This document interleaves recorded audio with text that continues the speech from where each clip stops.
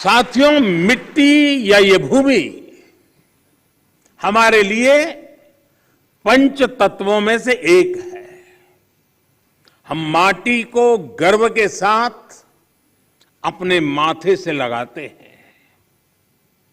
इसी में गिरते हुए, खेलते हुए हम बड़े होते हैं।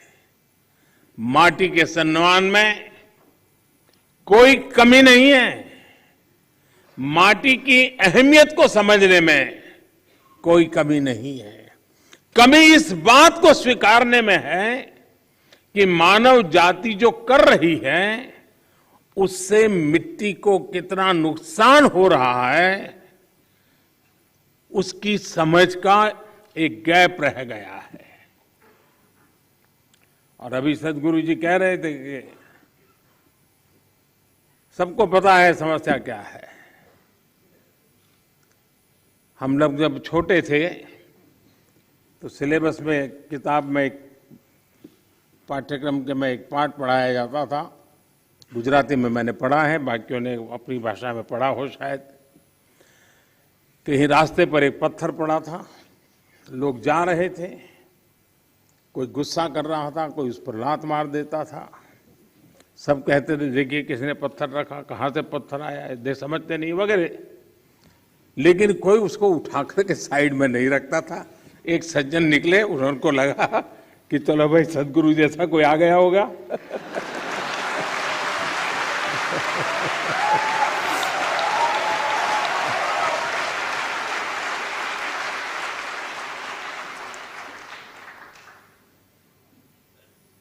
हमारे यहां युधिष्ठिर और दुर्योधन के भेद की जब चर्चा होती है तो दुर्योधन के विषय में जब कहा जाता है तो यही कहता है कि जाना भी धर्म न च में प्रवृत्ति। मैं धर्म को जानता हूं लेकिन मेरी प्रवृत्ति नहीं, मैं नहीं कर सकता हूं। सत्य क्या है मुझे मालूम है, लेकिन मैं उस रास्ते पर नहीं चल सकता हूं। तो समाज में जब ऐसी प्रवृत्ति बढ़ जाती है तो ऐसा संकट आता है तो एक सामूहिक अभियान से समस्याओं के समाधान के लिए रास्ते खोजने होते हैं।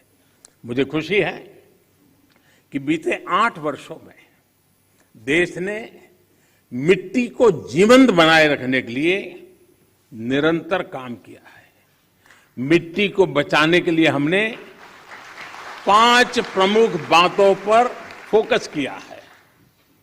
पहला, मिट्टी को केमिकल फ्री कैसे बनाएं।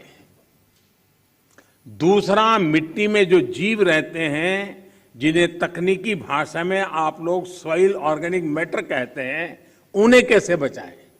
और तीसरा, मिट्टी की नमी को कैसे बनाए रखें, उस तक जल की उपलब्धता कैसे बढ़ाएं। चौथा, भूजल कम होने की वजह से मिट्टी को जो नुकसान हो रहा है उसे कैसे दूर करें। और पांचवा, वनों का दायरा कम होने से मिट्टी का जो लगातार क्षरण हो रहा है उसे कैसे रोकें।